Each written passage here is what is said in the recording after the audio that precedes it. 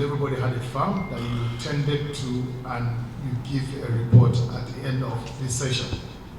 That was abandoned when we changed our curricula and reduced the influence of agriculture in our lives. And I remember talking about mechanization, Aolo had said that you cannot make it with the hoe and cutlass. For farming to be effective and productive, it has to be fully mechanized. We have abandoned everything about farming. And coming back now to say we are trying to revive the interest without going back to the grassroots and the mindset that my brother here spoke about, it's going to be pretty difficult. Because the young people, I am presenting a paper at a youth seminar on Monday on agriculture. The National Association of Agric Students are organizing a seminar on agriculture, trying to revive the interest of the young people in farming. And one of the fundamentals is that most of them don't even know the value of agriculture. As far as they're concerned, they go to school, they study agriculture, but they want a job in a bank. They want a white-collar job. That's all. And funding, we spoke about Anko Bora's program. Anko Bora's program was set up to achieve a particular objective, and it achieved that. No more, no less. The investigation will unravel whatever it is, but at the end of the day, Nigeria has been, yes, in a way. I'm excited I was excited when you spoke about the benefits of farming and mining. I chaired a FAC committee in 2013 when I was Commissioner of Finance on identifying commodities that are available in every state and mineral products.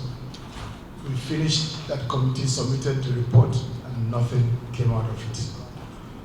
So we're talking about laws here on this table earlier on. It is not for want of laws or want of regulations, but obedience to those laws that we also set up. If we sit down and adhere to some of the things, the regulations that we have in this country, I'm sure we'll be better for it. In the 60s, 70s, I know my father was Secretary of Commodities Commission at that time. So I grew up in an environment where these things are promoted. And in 1995, myself and my elder brother took a loan of $1.2 million to set up a ginger processing factory. But the Indians and the Chinese came and shortchanged us. That factory is lying there with nothing. We're supposed to be extracting onirosin for pharmaceutical and cosmetic industries. We do that, we had to branch into other things just to keep the factory running. One, power was a major issue. Then access to markets outside the country. They insist that some of these things you have to channel them through India or China before you can get a market. So it killed us. I bought sweets in Washington. They say ginger sweets made in Ghana, whereas the ginger comes from Nigeria. And 85% of the ginger that's produced in this country is produced from my senatorial district. But there is no value addition here. Just the best course. So, Honorable Minister, I got excited when you came for budget defense and you spoke about some of these things, and I know that you can do them.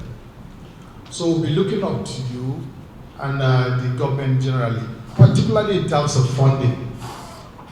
Because, for instance, the losses that farmers incurred as a result of the pathogens that infected ginger in the last farming season, how do you compensate them to encourage them to go back to farming tomorrow? That's a major factor, because if there is no encouragement by way of compensation, people will no longer be interested in farming. So, as much as we speak about what we can do, this issue of funding has to be real and has to be made in such a way that people also are able to pay back for others to benefit. Because if we keep giving funds to people people and there's no accountability, then we are not growing. The tractors you spoke about, let me tell you what my experience has shown as a commissioner of both finance and water resources in the state.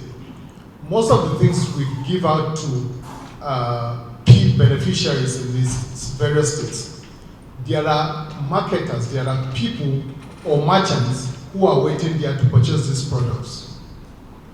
So if we create a cluster and give this to the cluster instead of giving to individuals, it will be more beneficial. That's my suggestion.